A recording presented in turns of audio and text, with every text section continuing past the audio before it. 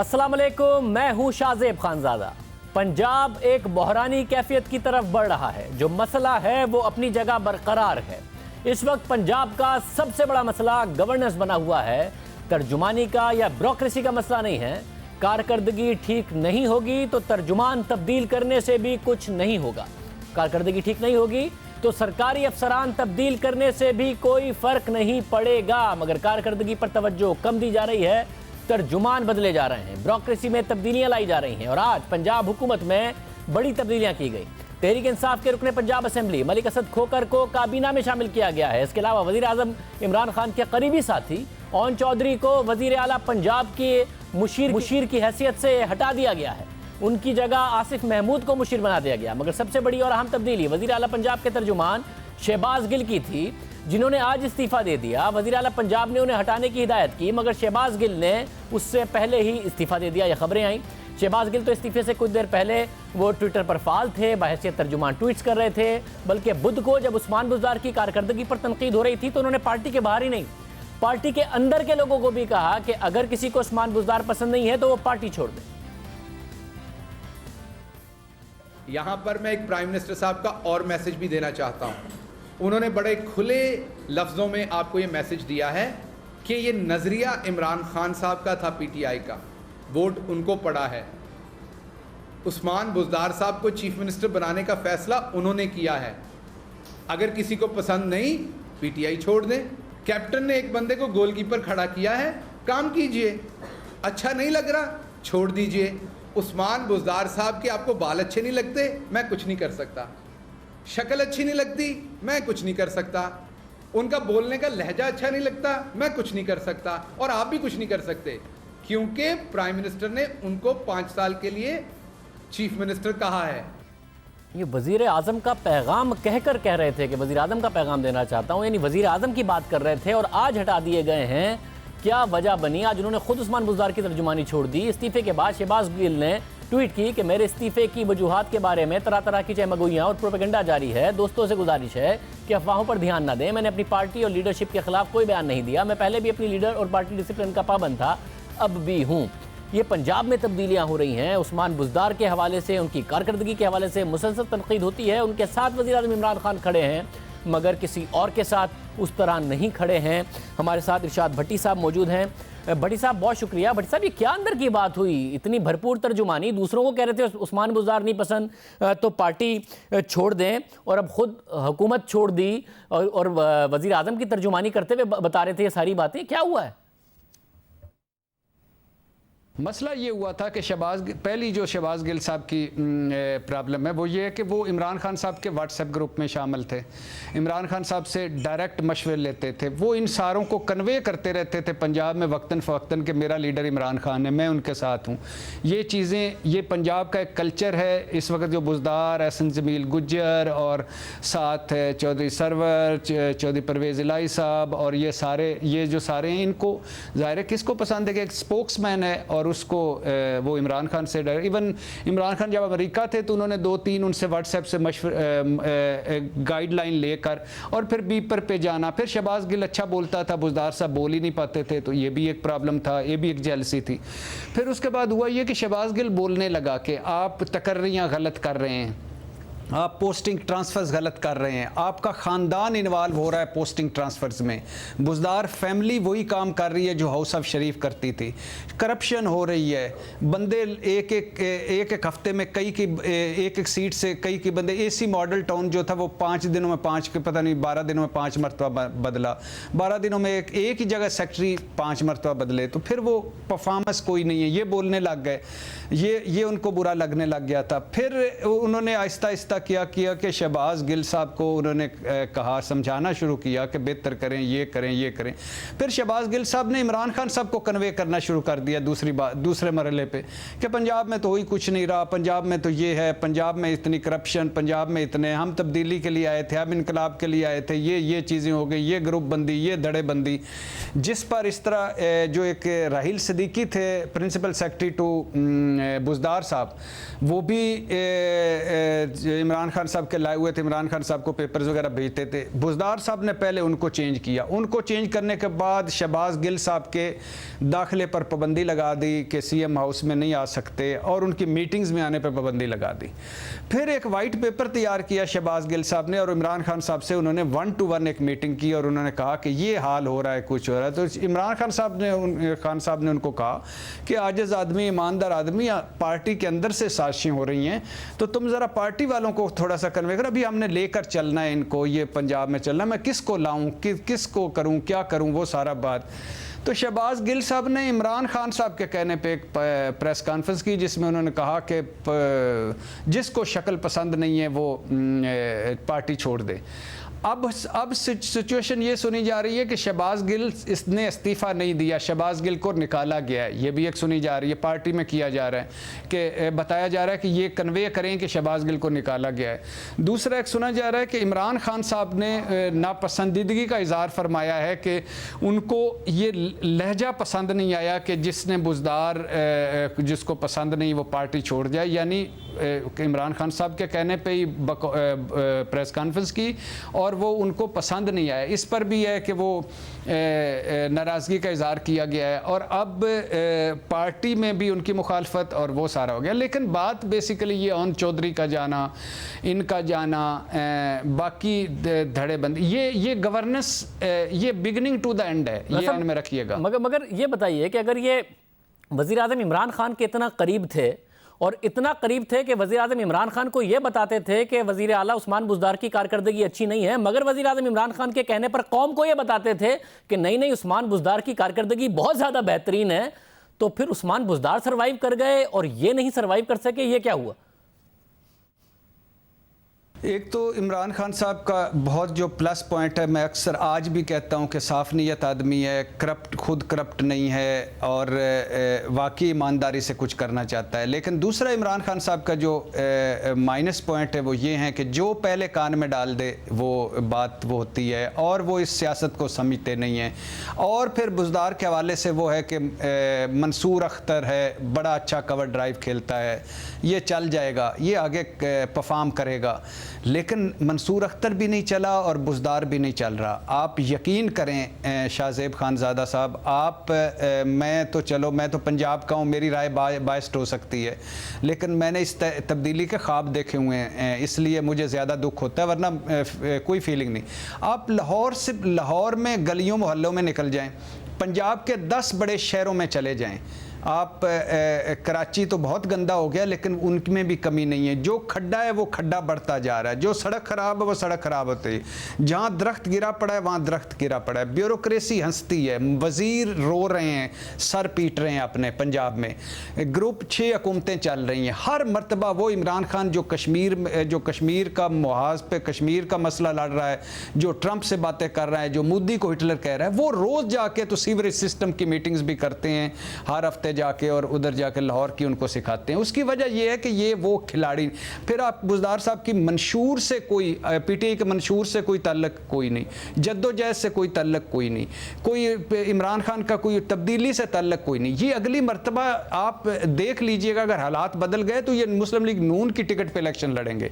लेकिन वजह क्या है? वजह वही है कि ये जो दम दरूद में बंदा आ जाता है, जो ग्रुप होता है इमरान खान साहब का अपना, एंड पे आ जाके एहसन जमील गुज्जर और बुज़दार साहब और वही तौंसा शरीफ और वही उनकी छोटी छोटी बातें। दुख की बात यह है कि मुबैना तौर पर जो सुना जा रहा है, जो ये सभी बातें सामने आ रही हैं कि करप्शन हो रही है, पोस्टिंग ट्रांसफ़र पे पैसे लिए जा रहे हैं, और इमरान खान साहब को चंद लोगों ने अच्छा दे रहे हैं। और ये मैं अक्सर कहता हूँ कि ये पानीपत है, वाटरलू है पंजाब, इसमें निकलना पड़ेगा। और शहबाज गिल साहब के जो मैंने अभी, मेरी बात नहीं हुई, लेकिन मैंने जो उनके करीबी दोस्तों से सुना है, ये डिप्रेस्ड, वो कहता है कि मैं इस सिस्टम को जो पंजाब में है, कोई जो थोड़ा सा भी जिसमें अकल है वो डिफेंड नहीं कर सकता। बहुत शुक्रिया। इरशाद भट्टी साहब बता रहे थे अंदर की कहानी क्या है, इस पर बात कर रहे थे। सुहेल वड़ाई साहब सीनियर सहाफ़ी तजज़ियाकार हमारे साथ मौजूद हैं। वड़ाई साहब बहुत शुक्रिया। वड़ाई साहब आपने बड़ा तफसील से इस मामले पर लिखा भी, मंसूर अख्तर वाला कॉलम आपका बड़ा कोट होता है, वो आप ही ने लिखा कि वसीम अकरम समझते हैं मगर मंसूर अख्तर की तरह ही आप समझते हैं कि उस्मान बुज़दार फ्लॉप हों। आप समझते हैं कि इस वक्त भी जो खान साहब का कॉन्फिडेंस है उस्मान बुज़दार बतौर वज़ीर आला पंजाब चल सकते हैं, और अगर वो चलते रहते हैं तो पंजाब के अच्छे तरीके से चल सकता है और तहरीक इंसाफ के फ़ायदे में जा सकता है? मेरा ख्याल है कि ये है तो बड़ा मुश्किल, लेकिन देखें रवांडा जैसे भी दुनिया में मुल्क तो हैं, चलते हैं। पंजाब भी चलता रहेगा लेकिन अच्छा नहीं चलेगा। आपने ख़ुद उस दिन मिसालें भी दी, मेरे भी सामने हैं कि ब्यूरोक्रेसी के ऊपर इफ़ेक्टिव कंट्रोल नहीं है, बार बार पोस्टिंग ट्रांसफ़र्स हैं, गवर्नेंस का मॉडल बहुत बुरा है और कोई इनिशिएटिव जो है वो नहीं लिया गया। हाँ, अलबत्ता ये है कि खान साहब जो कहते हैं वो उस पे बुज़दार साहब जो है मुकम्मल अमल करते हैं। अभी आज ही आप देखें कि जो कैबिनेट के अंदर जो चेंजेस हैं बड़ी हैरान कुन है, क्योंकि जो क्या नाम है, एक खान साहब के जो पहले सेक्रेटरी रहे हैं मोहम्मद ओन चौधरी, उनको वो मशीर थे पंजाब में, तो उनका बनी गाला की जो रूहानी दुनिया है उनसे नहीं बनती थी, तो इसलिए वो बिलाखिर बेचारे फारग हो गए। पिछले दिनों उनकी बड़ी तस्वीर छपी थी खान साहब के साथ, और शायद ये तस्वीर ही और उनका नुमाया होना फिर जो है उनके लिए मुसीबत बन गया। मैंने ओन चौधरी साहब से बात भी की थी, वो बेचारे सरप्राइज्ड हैं अभी तक कि हुआ क्या है, उनको ये भी इल्म नहीं कि हुआ क्या है। फिर दूसरी तरफ शहबाज गिल साहब जो हैं वो भी बहुत ऊंचे उड़ रहे थे।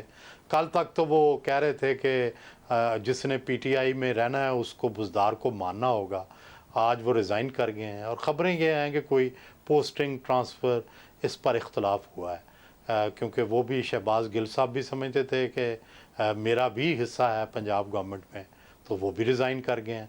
फिर जो आज कैबिनेट में शामिल किए गए हैं खोखर साहब, वो लाहौर की बासर फैमिली है खोखर फैमिली, लेकिन ये वही एमपीए साहब हैं जिनको शुरू में चीफ़ जस्टिस साहब ने बुलाया था और कुछ दिन के लिए इनकी सरजनश भी की थी, और वो बड़ा लेट हलफ उठाया था इन्होंने, क्योंकि शुरू में ही उनसे कुछ गलती हो गई थी और चीफ़ जस्टिस जो थे उन्होंने उस पर उनका नोटिस लिया था। तो आज वो कैबिनेट में चले गए हैं।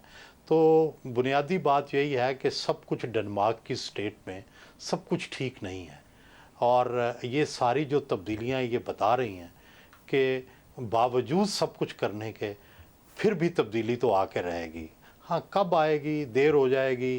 अभी खान साहब जो हैं वो नहीं मान रहे, लेकिन अल्टीमेटली वो ख़ुद उनको भी मानना पड़ेगा कि जब ये चलेगा ही नहीं सूबा, जब इसके रिज़ल्ट्स नहीं आएंगे, डिलीवरी नहीं होगी, तो फिर ज़ाहिर है ये मामला उन तक पहुँचेगा, उनको नुकसान होगा, तो फिर डेफिनेटली तब्दीली करेंगे। पर वैसे खान साहब का ना मानने की वजह क्या होगी? ये वजह है कि कोई ऑप्शन नहीं है और, या कोई और मजबूरी है? क्योंकि आपने जो कॉलम लिखा उसमें भी आपने बाकायदा तासुर दिया कि पार्टी के अंदर लोग खुश नहीं हैं, इसके अलावा मुक़्तदिर हल्के इस बात पर खुश नहीं हैं कि उस्मान बुज़दार के हवाले से मगर खान साहब अकेले अड़े हुए हैं। वो वसीम अकरम समझते हैं, वो मंसूर अख्तर निकलेंगे, तो ये क्या मसला क्या है? जी हाँ, असल बात यह है कि हो सकता है कि कोई उनकी खुफिया या मख्फी सलाहियतें ऐसी हों जिनका खान साहब को पता हो, क्योंकि बाकी तो इजहार नहीं हो रहा। शरीफ आदमी हैं, अच्छे आदमी हैं, मिलनसार हैं, लेकिन कैपेसिटी उनकी कम है, जो कि, और दूसरा ये है कि हमारे पास जो रोल मॉडल हैं माजी के चीफ मिनिस्टर्स के, वो बहुत बड़े बड़े नाम हैं। मंजूर भट्टू है, शहबाज शरीफ है, जो बड़े अकल दानिश तेज़ थे। शहबाज शरीफ बहुत ही काम करते थे, डिलीवरी थी उनकी, तो उसको मैच करने के लिए आप चौधरी परवेज़ लाई साहब थे, तो बड़ी डिलीवरी थी उनकी, तो उनसे मैच नहीं कर रहे। हो सकता है कि कोई टिमिड वज़ीर आला की मिसाल होती है हमारे सामने तो शायद ये भी चमक जाते, लेकिन जब ये तीन बड़े नाम हमारे सामने मौजूद हैं तो उसके बाद उनका जो काम है वो नज़र नहीं आ रहा। तो ये असल वजह है। और दूसरा ये है कि जितने भी लोग उनसे मिलते हैं वो यही तासुर लेके जाते हैं कि उनकी कैपेसिटी कम है। बहुत शुक्रिया। सुहेल बड़ाई साहब हमारे साथ मौजूद थे। सबको बात नज़र आ रही है, वज़ीर आज़म इमरान खान को नज़र नहीं आ रही है, मगर अब 1 साल की कारकर्दगी के बाद ये बात वाज़ेह है कि जल्द नहीं तो देर वज़ीर आज़म इमरान खान को भी ये बात समझ में आएगी कि उस्मान बुज़दार साहब के होते हुए पंजाब के हालात ठीक नहीं हो सकते। उन्हें उस्मान बुज़दार को बतौर वज़ीर आला पंजाब तब्दील करना पड़ेगा। प्रोग्राम में ब्रेक शामिल करते हैं। GIDC की बात हुई थी और ये कि किसानों को फ़ायदा दिया जाएगा। GIDC का ऑर्डिनेंस नहीं हो सका, मामला सुप्रीम कोर्ट पर छोड़ा गया, अगले हफ्ते उसकी हेयरिंग है। मगर खाद की कीमतें बढ़ा दी गई हैं। किसान के लिए अच्छा होना था या नहीं होना था, अब अच्छा नहीं हो रहा। 200 रुपये पर बैग कीमत बढ़ा दी गई है खाद की। हम मालूम करेंगे एंग्रो फर्टिलाइज़र के चीफ एग्जीक्यूटिव ऑफिसर से कि उस वक्त हुकूमत से उनकी डील हुई क्या, ये आइडिया खाद बनाने वाली कंपनियों का था या हुकूमत का था, मामला ख़राब कैसे हुआ, किस तरीके से सिचुएशन आगे बढ़ेगी, आपके सामने सब कुछ रखेंगे एक ब्रेक के बाद। अब से एक हफ्ते बाद सुप्रीम कोर्ट में जीआईडीसी इशू की समाअत होगी, जिसको हुकूमत ने ऑर्डिनेंस लाकर रिजॉल्व करने की बात की, उसके बाद उसे विड्रॉ कर लिया गया और फिर कहा गया खतरात के साथ कि ये उल्टा भी पड़ सकता है, ऐसा ना हो कि हुकूमत ने जो पैसे कमाए थे वो भी वापस चले जाएं। इस वक्त सिनेरियो ये है, कहा गया था कि किसान का नुकसान हो रहा है, किसान से पैसे ले लिए गए थे और वो ये कंपनियां खा जाएंगी, कि जीआईडीसी का मामला हल नहीं हुआ और इस वक्त खाद की कीमत बढ़ा दी गई है। पूरे मुल्क में तमाम फर्टिलाइज़र कंपनीज़ ने खाद की कीमतों में इजाफा कर दिया है, तो किसान का नुकसान ही हो रहा है। ये सारा का सारा मामला है क्या, ये शुरू कहाँ से हुआ, इसमें जो खाद बनाने वाली कंपनियां हैं वो कितनी बड़ी जिम्मेदार हैं, वो कितना किसानों से लेती हैं, उसके बाद हुकूमत को नहीं देती या कितना उन्होंने दे दिया है, इस सब पर तफसीली बात करने की ज़रूरत है। और आज हमारे प्रोग्राम में इस पर एक पहली दफ़ा आपको ये मौक़िफ़ मिलेगा कि खाद बनाने वाली कंपनी क्या सोचती हैं। हमारे साथ chief executive officer Engro fertiliser Nadir Salaar Qureshi साहब मौजूद हैं। कुरैशी साहब बहुत शुक्रिया हमें शो में ज्वाइन करने के लिए। और आज ज़ाहिर एक इश्तिहार भी है फर्टिलाइज़र खाद बनाने वाली कंपनीज़ की तरफ से कि वो कितना कंट्रीब्यूट करती हैं और इस सारे के सारे मामले पर एक हफ्ते बाद सुप्रीम कोर्ट ने इसको टेकअप करना है। पहले ही आप लोगों ने तकरीबन 200 रुपये पर बैग से प्राइसेस बढ़ा दी हैं, तो क्या ये इस बात की निशानदेही करता है कि असल में आप पूरा जीआईडीसी पास ऑन कंज्यूमर की तरफ करते हैं? अगर हुकूमत 200 रुपये की रिलैक्सेशन दे रही थी तो आप कंज्यूमर को दे रहे थे, वो नहीं हो सका तो आपने 200 रुपये की प्राइसेस बढ़ा दी। शाहजेब, आपका मधु करने का बहुत शुक्रिया कि हम एज ए फर्टिलाइज़र इंडस्ट्री अपना मौक़िफ़ आपको बता सकें। तो ये जो प्राइस इंक्रीज़ जो अभी हुई है, आज हुई है, इसका जीआईडीसी से कोई ताल्लुक़ एज ए टैक्स नहीं है। इसका ये मैं आपको थोड़ी हिस्ट्री दे दूँ। लेकिन जीआईडीसी 2012 में लागू हुआ, तब से हम दे रहे थे, हमने 12 में दिया, 13 में दिया, 14 में दिया। जीआईडीसी जैसे आपको पता है एक सेस है, टैक्स ऑन टैक्स है। उसका मौक़िफ़ उस वक्त ये था कि ये टापी पाइपलाइन जो लगनी थी उसके लिए, उसकी फंडिंग के लिए इसको लगाया गया। हम देते चले गए, कोई इंफ्रास्ट्रक्चर में इन्वेस्टमेंट नहीं हुई, कोई पाइपलाइन प्रोजेक्ट फाइनलाइज नहीं हुआ। तो बाकी इंडस्ट्रियों ने स्टे लिया, हमने भी उस वक्त स्टे लिया, मगर फिर उसके बाद हमने 15 में फिर दिया, उसके बाद मज़ीद स्टे लिया गया और तब से अब तक हम अक्रू कर रहे हैं। अब फर्टिलाइज़र इंडस्ट्री और बाकी इंडस्ट्रीज़ जिन पे ये लागू हुआ, जिस तरह पावर हो गया, आईपीपीज़ हो गए, बाकी दीगर इंडस्ट्रीज़ हो गई, उनमें एक बहुत बड़ा फ़र्क है। वो ये है कि हमारी डीरेगुलेटेड इंडस्ट्री है, कीमतों का इन्हिसार सप्लाई डिमांड डायनामिक्स पे हो सकता है कि मार्केट में कितनी सख्त है, फार्मर्स में कितनी सख्त है, वो कितना अफोर्ड कर सकते हैं, फार्म इकोनॉमिक्स कैसे हैं, उसके बेसिस पे हमारी कीमतें सेट होती हैं। जबकि पावर सेक्टर में फॉर एग्ज़ाम्पल वो एक रेगुलेटेड इंडस्ट्री है, वहाँ जो भी सेस, जो भी टैक्स लगता है, ओगरा उसकी नोटिफिकेशन निकालती है, वो अप्रूव हो जाता है, वो उनके टैरिफ में आ जाता है। तो उनके यहाँ 100% पास थ्रू था तमाम जीआईडीसी का। फर्टिलाइज़र इंडस्ट्री में ये पास थ्रू नहीं हुआ, इसके डायनामिक्स ऐसे नहीं थे। हमने सप्लाई डिमांड को मद्देनज़र रखते हुए ज़्यादातर इसका बोझ फर्टिलाइज़र इंडस्ट्री ने खुद उठाया है, फार्मर को पास ऑन नहीं किया। अब जब से ये गवर्नमेंट आई, इससे मैं एक और बात आपको बता दूं। पाकिस्तान में 2015 से एलएनजी हमारी गैस मिक्स में आने लगा। LNG is twice as expensive जो सिस्टम गैस की कीमत है। पाकिस्तान में सिस्टम गैस की कीमत आपको कोई $4 के करीब है, एलएनजी $8-10 के करीब है। 2015 से वो आने लगा। आपके मेरे घरों में भी जो गैस आ रही है उसमें 10-15% एलएनजी आता है। तो ये जब गवर्नमेंट आई, इसने एक बोल्ड मूव लेने की कोशिश की कि बास्केट प्राइसिंग पे ये जाएं, जिसमें एलएनजी का जो रोल है वो तमाम गैस प्राइसेस में अफेक्ट हो। उसके लिए उन्होंने इस नए बजट में एक गैस प्राइस इंक्रीज प्रपोज की, जहां फर्टिलाइज़र सेक्टर की जो फीड गैस प्राइस थी वो अप टू 62% इंक्रीज़ हो रही थी। मगर अगर वो गैस प्राइस इंक्रीज़ होती, एज एन इंडस्ट्री गैस हमारी सबसे बड़ी कॉस्ट ऑफ प्रोडक्शन है, उसकी इंक्रीजेज हमेशा पास थ्रू होती है कस्टमर को, वरना हमारे कारखाने नहीं चल पाएंगे। तो उसको कंट्रोल करने के लिए, किसान की बेहतरी के लिए, इस गवर्नमेंट ने एक डील आप समझ लें स्ट्राइक की कि जी ये जो जितनी भी आपकी गैस प्राइस इंक्रीज़ होगी मुल्क को बास्केट प्राइसिंग पे लाने के लिए कि हमारा gas infrastructure distribution infrastructure sustainable रह सके, उसके लिए हम आपको GIDC के थ्रू उसको ऑफसेट कर देंगे। द फैक्ट कि वो नंबर बिल्कुल रुपी फॉर रुपी 50% के करीब आता है, जो लोग कहते हैं CNG को भी ये छूट मिली थी एक्सेट्रा, हमारा CNG से कोई ताल्लुक नहीं, हमारी इंडस्ट्री डायनामिक मुख्तलिफ है। इट इज़ अ कोइंसिडेंस कि वो नंबर 50% वही लगता है जो CNG को लगता है। ये हुकूमत का मौक़िफ़ सिर्फ इतना था कि गैस प्राइस इंक्रीज़ जो इस मुल्क को चाहिए, जो पहले हो जानी चाहिए थी मगर अब इनको करनी पड़ी है, वो फार्मर को हर्ट ना करे। तो इन्होंने हमें प्रपोज़ल किया एज एन इंडस्ट्री कि जी ऐसे करते हैं, ये जो गैस प्राइस इंक्रीज़ होगी ये आप पास थ्रू ना कीजिएगा। ये हुकूमत का प्रपोजल, ये हुकूमत का प्रपोजल। हुकूमत में किससे आपकी जी पहले असद उमर ने ये इसको एक पॉइंट तक लेके गए थे, फिर वो चले गए, रज़ाक दाऊद सीमलेसली टुकते साहब, और ये हुकूमत का आइडिया इंडस्ट्री का नहीं था, हुकूमत का था, और हुकूमत में असद उमर साहब का। जी हुकूमत में असद उमर का, बट फिर रज़ाक साहब टुक इट ओवर और बिल्कुल सीमलेस ट्रांसफ़र था। और ये मैं आपको कहता हूँ कि 2 मिनट का भी डिस्कशन नहीं था, उन्होंने प्रपोज़ल दिया और हमने कहा सर एक्सेप्टेड, क्योंकि ये जो मेजर था ये हमारे कस्टमर्स के लिए, पाकिस्तान के किसानों के लिए एक बहुत मौसर मेजर था कि उनके लिए कीमतें बढ़ेंगी नहीं, सप्लाई डिमांड हमारा डायनामिक में रहे, we will profit as an industry and the farmers of Pakistan without their उनकी फार्म इकोनॉमिक्स अफेक्ट नहीं होंगी। तो ये एक बहुत साउंड जजमेंट था गवर्नमेंट का कि जी मुल्क को हमने बास्केट प्राइसिंग पे लेके आना है, उसकी वजह से 200 रुपये पर बैग कीमत बढ़ेगी, वो 200 रुपये को हम आपको GIDC के थ्रू एडजस्ट कर देंगे।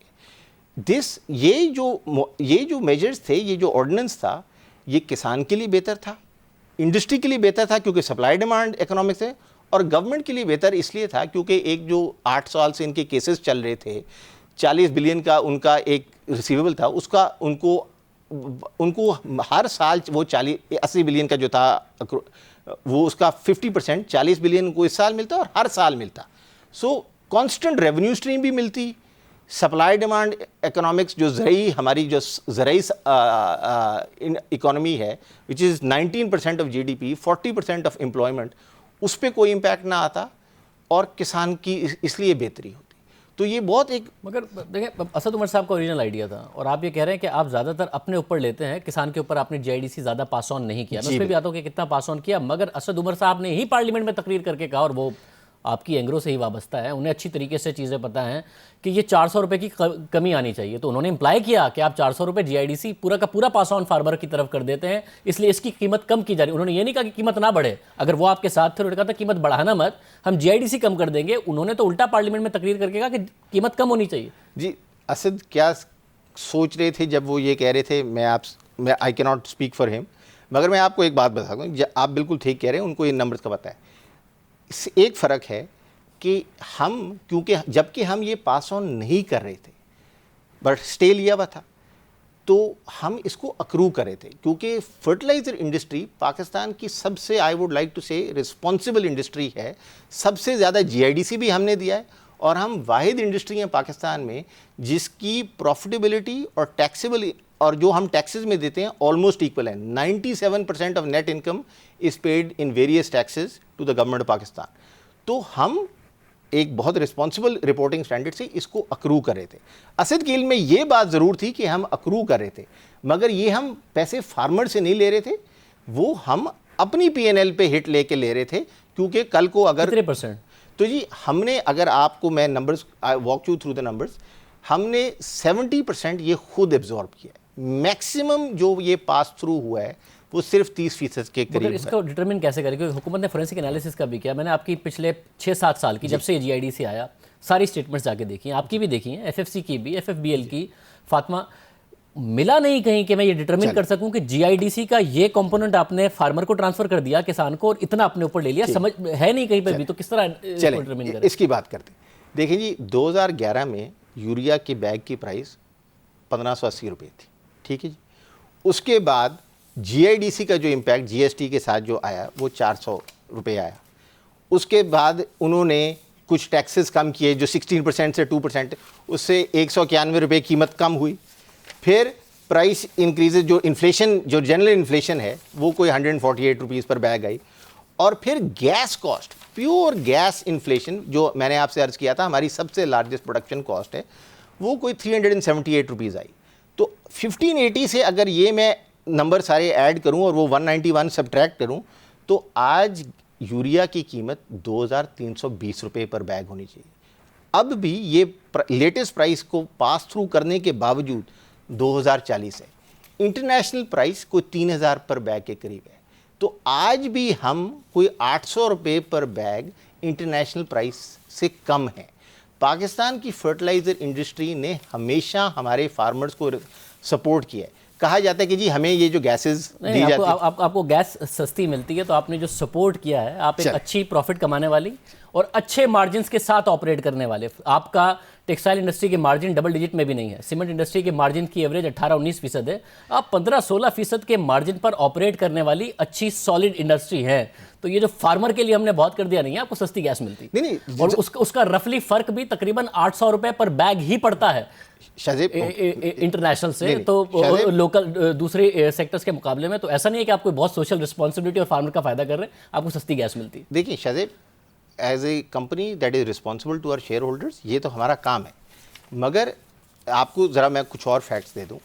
पाकिस्तान में एक फर्टिलाइज़र पॉलिसी फॉर्मुलेट हुई थी, ये 2011 की बात है। फर्टिलाइज़र पॉलिसी इस बेसिस पे फॉर्मुलेट हुई थी कि मिडल ईस्ट से, जहाँ से हमारे यूरिया इंपोर्ट होता है, वहाँ $1 से $3 के दरमियान आपको गैस मिलती है। पाकिस्तान में फर्टिलाइज़र पॉलिसी पे भी आपको ऑलमोस्ट $4 के करीब गैस मिलती है। और ये जो बाकी पेट्रोलियम पॉलिसी पे, हमारी कुछ गैस पेट्रोलियम पॉलिसी पे है, वो $7 के करीब है, और जो LNG इंपोर्ट कर रहे हैं उनकी तो $11 के करीब है। तो ये जो सब्सिडी थी, आप पिछले अगर 2011 से ही देख लें, तो सब्सिडी का total amount to the fertiliser industry is 127 billion. मगर जो हमने जो पास ऑन द जो किया है फार्मर को बेनिफिट, क्योंकि हमारा बेनिफिट है उसमें, अफोर्डेबिलिटी का बेनिफिट है, वो 527 बिलियन है। 4x, 4 गुना ज़्यादा हमने पास ऑन किया है फार्मर को, जो हमारी पाकिस्तान की प्रोड्यूस्ड यूरिया की कीमत है इंटरनेशनल यूरिया की। मतलब इसमें ये, क्योंकि आपने इश्तिहार जो दिया हुआ इसमें भी ये मेंशन्ड है, इसको कैलकुलेट कैसे करें? जैसे फॉर एग्जांपल 300 रुपए पर MMBTU फीड गैस प्राइस आपको मिलती है, 1021 रुपए दूसरे सेक्टर को मिलती है, तो ये सीधा सीधा तकरीबन 900 रुपए का फ़र्क आता है। जो पाकिस्तान में और इंटरनेशनल प्राइसेस में फ़र्क है वो भी 900 रुपए का है। पहली बात ये हो गई। और ये बात कर रहा हूँ प्रेजेंट की। इस वक्त है 800 रुपए का या 850 रुपए का फ़र्क इंटरनेशनल और डोमेस्टिक यूरिया में। पाकिस्तान का रुपया गिर गया, मैसिव डेप्रिसिएशन आई, ये तमाम वाक़यात की वजह से 2 साल पहले तक और उससे पहले तो ये पाकिस्तान और इंटरनेशनल प्राइसेस सेम लेवल पर थी। तो आप ये जो 527 अरब रुपए का इतना हैवी अमाउंट बता रहे हैं, ये कैसे गुज़िश्ता 8 साल में आपने किया? क्योंकि सेम प्राइस पर चलते रहे। आप अगर यूरिया, हमारी यूरिया की प्राइस हिस्ट्री देखें, पाकिस्तान की यूरिया की प्राइस हिस्ट्री देखें और इंटरनेशनल यूरिया, ये जो 527 बिलियन है, ये है delta international urea price versus Pakistan urea price over the period. तो सिर्फ 2014-15 का एक पीरियड आया था, बहुत शॉर्ट ड्यूरेशन थी, जिसके अंदर हमारी यूरिया की प्राइस और इंटरनेशनल यूरिया की प्राइस पैरिटी अप्रोच की थी।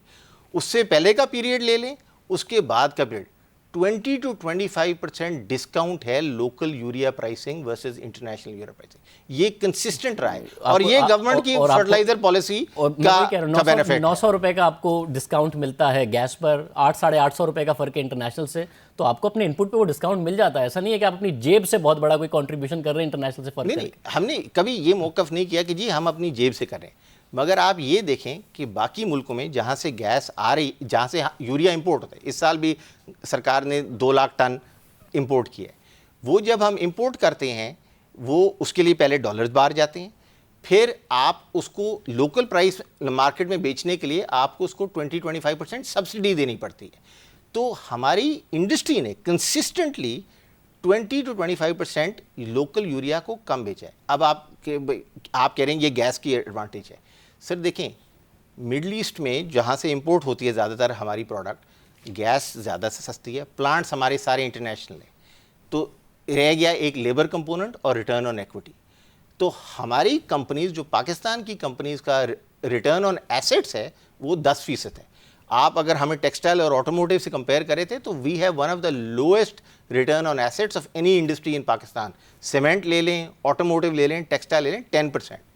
जहाँ तक इंटरनेशनल कंपटीशन का सवाल है, आप मिडल ईस्ट की बड़ी कंपनीज देख लें, नॉर्थ अफ्रीका की बड़ी कंपनीज देख लें, जहां ये हैं उनके मार्जिन्स हमसे कहीं ज़्यादा हायर हैं। तो ये नहीं है क्योंकि हमारा कॉस्ट बेस तो वही है ना। जब आप इंडस्ट्री से कंपेयर कर रहे हैं, एक तो आपके ग्रॉस मार्जिन्स इंडस्ट्री के मुकाबले में कोई बहुत बुरे नहीं है, आप अच्छा ऑपरेट करते हैं टेक्सटाइल के मुकाबले में। दूसरा, एक अनसर्टेन बिजनेस मॉडल है सीमेंट का, इस वक्त बहुत क्राइसिस से गुजर रहा है, टेक्सटाइल क्राइसिस से फॉर द लॉन्गेस्ट टाइम गुजरा है। आपका एक सस्टेनेबल बिजनेस मॉडल है, आपको पता है कि आपके रिटर्न्स कैसे रहेंगे, हाई डिमांड का पीरियड रहेगा किस तरीके से, तो आप एक बहुत सेफ इन्वायरमेंट में ऑपरेट करती है सारी की सारी fertiliser industry as compared to other industries, जिसमें गैस की इनपुट और सब चीज़ें आपको गारंटीड मिलते हैं। बट आप लोग क्या फिर कार्टेल के तौर पर ऑपरेट करते हैं कि एफएफसी आपने और सबने एक ही जितनी प्राइसेस बढ़ाई हैं? नहीं, देखें, एफएफसी ने तो हमसे पहले प्राइस बढ़ाई थी। एज सच ये इसमें कोई कॉन्सर्ट नहीं होता, ये all the players have to decide for themselves. हमारी एक एसोसिएशन है एफएमपैक, जो हमें जब भी गवर्नमेंट बुलाती है हम जाते हैं एज एन एसोसिएशन,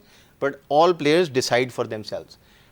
आप हमारी इंडस्ट्री का पिछले 10 साल का रिकॉर्ड देखें, 15 साल का रिकॉर्ड देखें, जब भी गैस प्राइस इंक्रीजेस हुई हैं उनको पास किया गया है, क्योंकि जैसे मैंने अर्ज किया ये हमारी सबसे बड़ी कॉस्ट प्रोडक्शन। जाहिर है, मैं ये सिर्फ पूछना चाह रहा हूँ, फीड और फ्यूल दोनों की सूरत में आपको एक ये कॉस्ट की बर्दाश्त करनी पड़ती है कि एंग्रो और एफएफसी और फौजी फर्टिलाइज़र और जो फातिमा है उनका अलग अलग कॉस्ट इम्पैक्ट आता होगा ना, क्योंकि आपका नए प्लांट का अलग गैस इम्पैक्ट है, पुराने का अलग और है। अगर आप तो आप सब 200 रुपये का यूनिफॉर्म बेनिफिट कैसे ले रहे हैं और 200 रुपये की यूनिफॉर्म प्राइस कैसे बढ़ा रहे हैं? बहुत अच्छा सवाल है।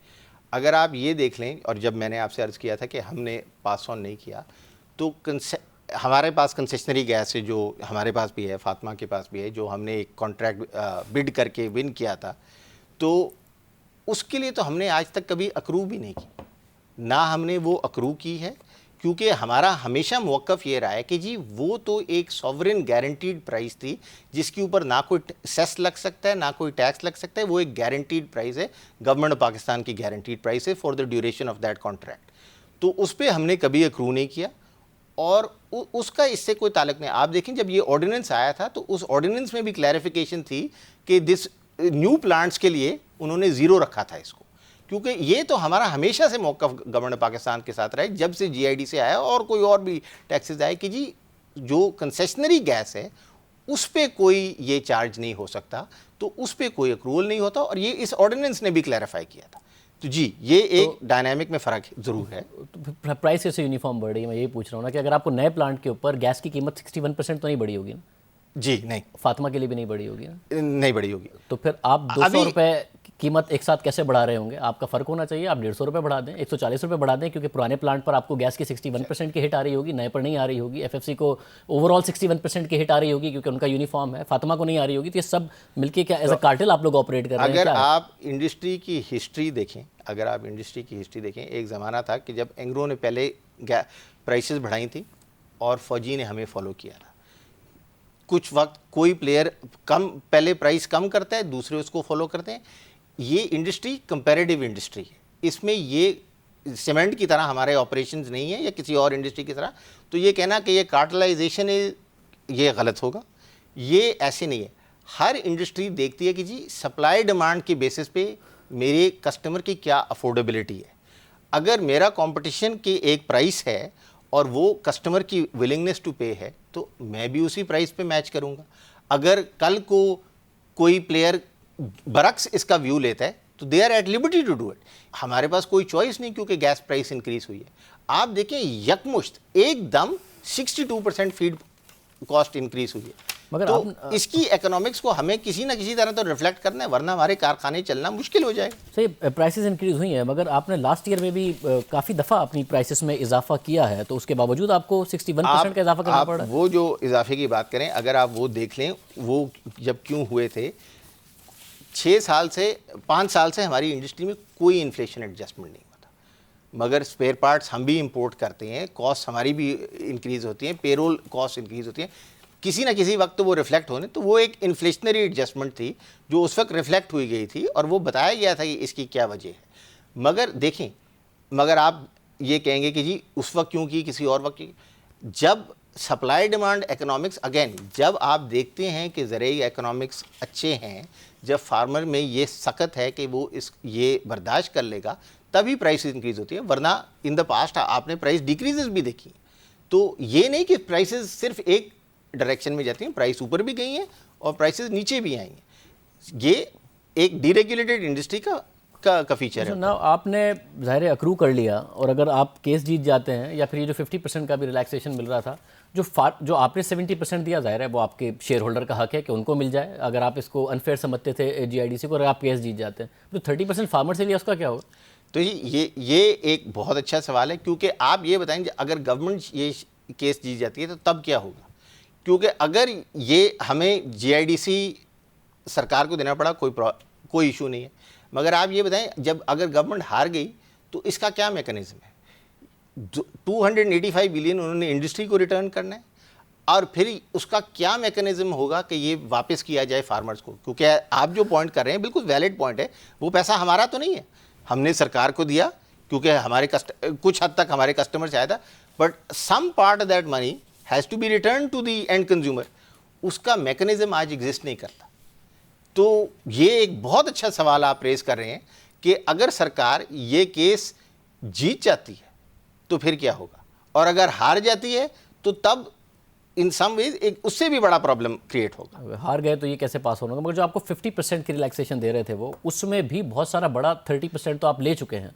फॉर एग्जांपल अगर 40 अरब रुपए पे आपको हिट मिलती तो वो भी तो एंड कंज्यूमर को नहीं जाना था, वो भी आपके शेयर होल्डर को सिर्फ फायदा होता है। ये नंबर्स में और सरकार को भी, क्योंकि उसमें से भी 35% आपने सरकार को टैक्स के तौर पे दे देना। आप ये देख लें, 70% हमने एब्जॉर्ब की थी, 30% हमने पास थ्रू की थी। ठीक है। तो अगर 50% की रिडक्शन मिलती तो 20% की तो कॉस्ट हम फिर भी बर्दाश्त कर रहे थे। 20% एब्जॉर्ब किया ऑडिट था। से ये बात बहुत आसानी से साबित हो जाती कि आप 70% खुद अपने ऊपर ले रहे थे और 30% किसान के ऊपर पास ऑन कर रहे थे। सर, फोरेंसिक ऑडिट कराने ज़रूर कराएं, जो भी उन्होंने ऑडिट कराने ज़रूर कराएं, मगर हम एक बहुत रिस्पॉन्सिबल इंडस्ट्री है, हम लिस्टेड हैं, फौजी लिस्टेड हैं, वो माशाल्लाह 7 साल से बेस्ट रिपोर्टिंग का अवार्ड जीते रहे हैं। फातिमा लिस्ट, सारी इंडस्ट्री लिस्टेड है, सारे ये नंबर्स हमारे सारे फाइनेंशियल्स कौम के सामने हैं।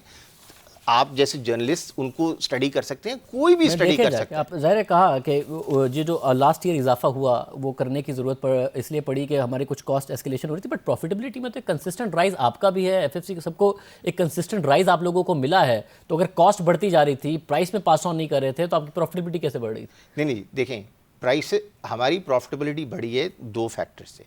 एक तो कुछ पाकिस्तान में प्रोडक्शन वॉल्यूम्स इंक्रीज़ के, आप देखें ना, जब आप बहुत एक हाई फिक्स्ड कॉस्ट इंडस्ट्री होते हैं तो इंक्रीमेंटल प्रोडक्शन की जो भी प्रॉफिटेबिलिटी थे flow straight to the bottom line. तो एज सच वो फैक्टर है। प्राइस इंक्रीजेज ज़रूर आए जिनकी वजह से प्रॉफिटेबिलिटी को एक टेलविंड मिला, इसमें कोई शक नहीं है कि एक टेलविंड ज़रूर मिला था। मगर अगेन आप ये देख लें कि जैसे जैसे वो प्राइस इंक्रीज आते हैं, सेल्स वॉल्यूम भी इंक्रीज करते रहे हैं। तो इसका क्या मतलब है? इसका ये मतलब है कि ज़रूरी इकोनॉमिक्स जो थे वो भी इंप्रूव कर रहे थे। ये नहीं, हम एज एन इंडस्ट्री वैक्यूम में तो प्राइस इंक्रीज नहीं कर सकते ना। वॉल्यूम इंक्रीज कर रहे थे, आपकी प्रॉफिटेबिलिटी भी इंक्रीज हो रही थी, क्योंकि आप कहते हैं कि हम किसान को बड़ा फायदा देते हैं और ये सब चीज़ें। अगर आपकी बॉटम लाइन बड़ी सॉलिड थी, उसमें कंसिस्टेंट ज़बरदस्त किस्म की ग्रोथ थी। क्योंकि मैं जो लास्ट ईयर का आपका प्रॉफिट देख रहा हूँ और आप खुद मान रहे हैं कि हमने प्राइसेस बढ़ाई और उसके रीजंस थे, उसमें हर क्वार्टर के अर्निंग में जो जंप आई है उसमें लिखा हुआ है कि जो कंसोलिडेटेड प्रॉफिट है उसमें इजाफा हुआ क्योंकि हाई यूरिया ऑफटेक भी थी और हायर डोमेस्टिक प्राइसेस भी थी। पहले क्वार्टर में 3.9 बिलियन, जबकि लास्ट ईयर 1.6 बिलियन थी। Second quarter, third quarter, fourth quarter आपने एक कंसिस्टेंट ग्रोथ दिखाई है। फोर्थ क्वार्टर में 5.2 बिलियन, हालांकि लास्ट ईयर इससे काफ़ी कम थी। तो ये ज़बरदस्त किस्म की आपकी ग्रोथ है, जो आप खुद कह रहे हैं ऑफटेक में भी इजाफा है और हमने प्राइसेस भी बढ़ाई हैं। जी बिल्कुल, मगर प्राइसेस हम किस तरह बढ़ाएं? तो ये इंपॉर्टेंट बात है याद रखने की कि prices can only be raised if your customer can bear them. Farm economics improve हो रहे थे, ज़रूरी जो तिजारत थी वो बेहतर हो रही थी, तो फार्मर की एबिलिटी टू पे इंक्रीज़ हो रही थी। तो उस बेसिस पे सप्लाई डिमांड को कल को खुदा ना खास्ता अगर हमारे यहाँ मुल्क में माशी हालात बड़ा ख़राब होते हैं या कोई नेचुरल डिज़ास्टर होते हैं जिस तरह पास्ट में हुए, तो जब ज़रूरी इकोनॉमिक्स सफ़र करेंगे तो प्राइसेस को रिफ्लेक्ट करना पड़ेगा। क्योंकि अगर फार्मर नहीं पे कर सकेगा तो हमने फैक्ट्रियां तो फिर भी चलानी है ना, तो प्राइसेस कम होंगी। सप्लाई डिमांड का यही तो खूबसूरती है कि it depends on the customer's propensity to pay. अगर कस्टमर में सकत है और उसकी प्रॉफिटेबिलिटी इंप्रूव हो रही है तभी वो ज़्यादा कीमत दे सकता है।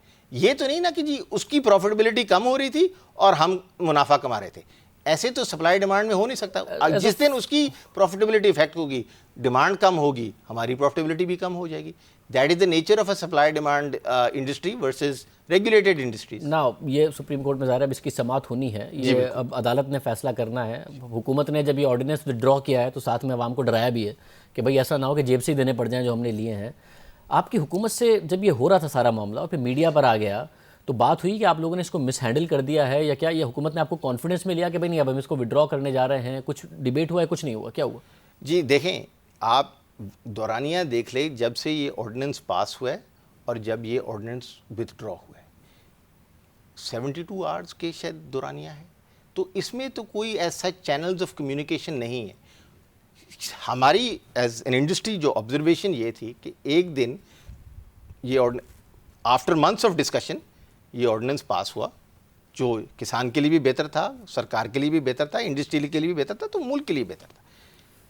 फिर मीडिया में एक नैरेटिव आया, इसको एक पॉलिटिकल लेंस के थ्रू देखा गया और एक नैरेटिव मीडिया में आ गया जिसकी वजह से पब्लिक रिएक्शन इतना नेगेटिव था कि हुकूमत ने कहा कि जी अगर ये है रेट ऑफ द पीपल तो फिर हम इसको नहीं करते और वापस होते हैं। तो कुछ 72 आवर्स या उससे थोड़ा सा शायद आगे पीछे कुछ दौरानी है, तो as such there was no opportunity for that.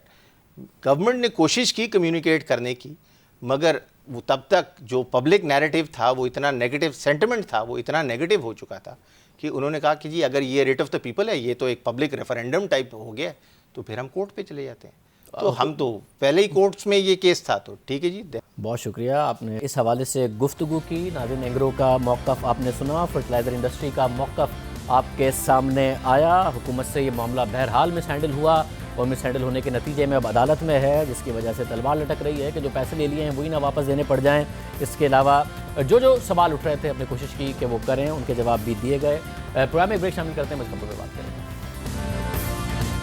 Karachi की बदकिस्मती है कि सब दावे करते हैं, वादे करते हैं, कराची के हालात बेहतर कर देंगे, अमली इकदाम नहीं किए जाते। साथ ही अगर कोई और वादा हो तो फिर उसके आगे सियासत हो जाती है। कल फ़रोग़ नसीम साहब ने बात की थी आर्टिकल 149 के हवाले से, वो एक इस तरीके से इंटरप्रिटेशन हुई कि वो सियासत का महवर बन गई। बिलावल भुट्टो ज़रदारी भी भरपूर बोले, तो अब क्या समझा जाए कि फिर कुछ नहीं होगा, जैसा माजी में होता आया है वैसे ही जारी रहेगा। फ़रोग़ नसीम साहब वज़ीर क़ानून हमारे साथ मौजूद हैं।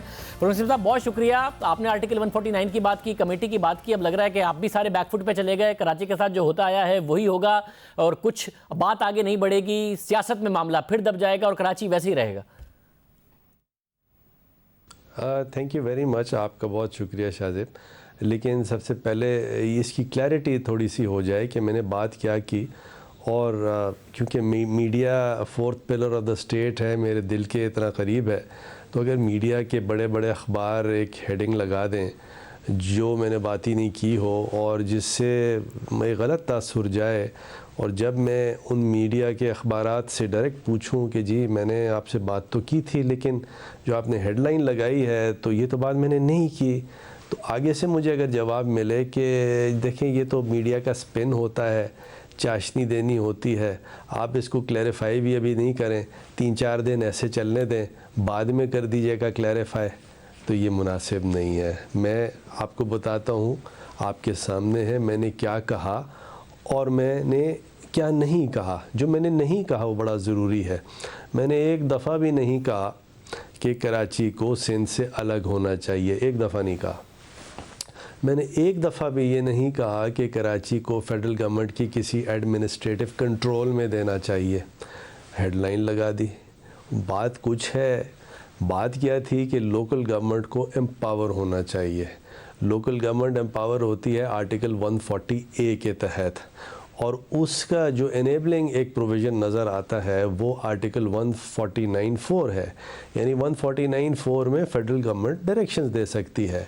149(4) में कहाँ लिखा है कि कराची जो है अलग सूबा बन जाएगा या अलग एडमिनिस्ट्रेटिव कंट्रोल उसका जो है वो विफाक ले लेगा। तो पहली बात तो ये कि ये क्लैरिटी आ जाए कि जो कहा है और जो नहीं कहा। मैंने तो एक्चुअली पूरे सिंध की बात की। पूरे सिंध में जो कंडियारो है, डीपलो है, दादू है, आप मेरे स्टेटमेंट ज़रा देखें 2-3 दिनों में, उनकी क्या हालत है। उनकी हालत कराची से भी बदतर है। उन सब के अंदर जब तक लोकल गवर्नमेंट एम्पावर नहीं होगी, उसको परपेचुअल फाइनेंशियल सपोर्ट नहीं मिलेगी, मशीनरी नहीं मिलेगी, तो सिंध, कराची समेत, कराची सिंध का हिस्सा है, सारे के सारा जो है उसका बेड़ा गर्क है। और ये 11 साल से जो हो रहा है वो आपके सामने है। अब इतनी बात है, इसको किसी ने क्या कह दिया, किसी ने क्या कह दिया, किसी ने सिंधु देश का नारा लगा दिया। अब अल्लाह हिदायत। जिसने किया मीडिया में बिल्कुल गलत किया, नहीं करना चाहिए था। मगर मसला ये है कि जो कमेटी आपने बनाई है फिर वो तो रह गई ना, उसमें नुसरत सहर अब्बासी साहिबा को आपने शामिल किया। वो कह रही है मुझे तासुब की बू आ रही है, तो उन्हें एतमाद में लेना तो आपका काम था। मैं आपको बताऊं ना, नुसरत हमारी बहन है, छोटी बहन है, उसकी गलती नहीं। अगर वो अखबार की किसी हेडिंग एक गलत मेरे नाम से लगाई जाएगी, मैंने तो फिर जब बात की। अब देखिए इस कमेटी में कौन थे? मोहम्मद मियाँ सुमरो साहब थे। मैं मोहम्मद मियाँ सुमरो साहब भाई हैं हमारे, बड़े फ़ोन करता रहा। वो आशूरे में फ़ोन बंद थे, जैकबाबाद में थे, और ये हमें फ़ौरन काम स्टार्ट करना था। तो मैंने उनसे जब अल्टीमेटली कांटेक्ट हुआ, मैंने कहा सुमरो साहब खाक हो जाएंगे तुम तक खबर होने तक, इस तरह का जो बात है। तो उन्होंने कहा जी वो मैं तो बाद में था। तो वो इस कमेटी में बिल्कुल हैं, अभी भी हैं, और भी लोग हैं। और ये सिर्फ कराची के लिए नहीं, पूरे सिंध के लिए इसके प्रपोजल्स होंगे। और मेरी गुजारिश है, ऑल आर वेलकम, कोई हमसे अलग नहीं है, सारे हम साथ हैं। जो आना चाहे बिल्कुल आए, और ये मिल के लोकल गवर्नमेंट को एम्पावर करने की स्ट्रेटजी लीगल और कॉन्स्टिट्यूशनल होनी है आफ्टर द 18th अमेंडमेंट। ना इसका कोई कराची अलग हो रहा है, ना कोई कराची वफाक के कंट्रोल में दिया जा रहा है। लेकिन अगर इसके बावजूद इतनी क्लैरिटी, या तो मेरा कोई स्टेटमेंट दिखा दें जहां मैंने ये बात की हो जो अखबारों में लगी। अगर कोई मुझे ये कह दे, आप कह दें, मैं आपकी बात को क्वेश्चन नहीं करूँगा। अगर आप ये मुझे कह दें कि सिंध की हालत अच्छी है, कराची हो या सिंध का कोई शहर हो, उसकी हालत अच्छी है और लोकल गवर्नमेंट को एम्पावर नहीं होना चाहिए, तो मैं आपकी बात, चलिए आप मेरे छोटे हैं, बच्चों की तरह हैं, मैं मान लूंगा बात आपकी। हम क्यों? क्योंकि हम तो इस प्लेटफॉर्म से मुसलसल आवाज उठाते रहे हैं। कराची के हालात बहुत ज्यादा बुरे हैं, इस बात में तो कोई शक नहीं है। मगर मसला यह है कि वफाकी हुकूमत भी कमेटी खेलती है। वसीम अख्तर साहब आपकी पार्टी से ताल्लुक रखते हैं, आप इत्तेहादी हैं। वो कह रहे हैं कि वजीर आजम ने मुझसे वादा किया था 6 महीने पहले 25 अरब रुपए कराची के लिए देंगे, नहीं दिए। साथ उन्होंने कहा कि नून लीग के बनाए हुए प्रोजेक्ट्स हैं जो चल रहे हैं, वफाकी हुकूमत ने और कुछ नहीं शुरू किया, और जो नून लीग फंड दे गई थी उन्हीं से वो मुकम्मल हो रहे हैं, कुछ नहीं दिया वफाकी हुकूमत ने। देखिए, जहाँ तक कि लोकल गवर्नमेंट की फंडिंग का ताल्लुक है, उसकी जो मेन फंडिंग आनी है वो प्रोविंशियल गवर्नमेंट से आनी है। थोड़ा सा इसको समझिए। प्रोविंशियल गवर्नमेंट अगर लोकल गवर्नमेंट्स को फंडिंग नहीं देगी तो जो उसकी परपेचुअल फंडिंग है, ये तो देखिए एक आध दफ़ा फेडरल गवर्नमेंट ज़रूर पैसे देगी। और बाय द वे, आप सबकी इत्तला के लिए अर्ज़ है, ये मैं कोट करता हूँ खुसरो बख्तियार साहब को, मिनिस्टर हैं प्लानिंग के। उन्होंने ये कहा है कि अगले 5 सालों में कोई 400-500 अरब रुपए कराची के डेवलपमेंट प्रोजेक्ट में फेडरल गवर्नमेंट लगाएगी। अच्छा, वो सारी अपनी बातें हैं। ये कमेटी इसलिए सिर्फ नहीं बनी, ये short term, medium term, long term इसकी समझिए कि TOR है। और ये उसके बाद इस तरह की भी बात इमरान खान साहब ने की कि ये सिर्फ कराची या सिंध के लिए नहीं है, पंजाब की मिसाल दी। ये एक कमेटी बनी है जो कि आपको गाइडलाइन देगी, और वो पूरी गाइडलाइन पूरे पाकिस्तान के लिए होगी। उम्मीद करते हैं ऐसा ही हो, बिल्कुल ऐसा ही हो। फरमान नसीम साहब हमारे साथ थे। आज के प्रोग्राम में इतना ही। इजाज़त दीजिए, अल्लाह हाफ़िज़। मुझे तो आप जानते ही होंगे, मेरा नाम है मिस्टर जीम। अरे अभी तक आपने मेरा चैनल सब्सक्राइब नहीं किया? अरे भाई फौरन सब्सक्राइब बटन पे क्लिक करके मेरा चैनल सब्सक्राइब करें, और हाँ, बेल आइकन पर लाजमी क्लिक करें ताकि आपको मेरी आने वाली तमाम वीडियोस की अपडेट मिलती रहे।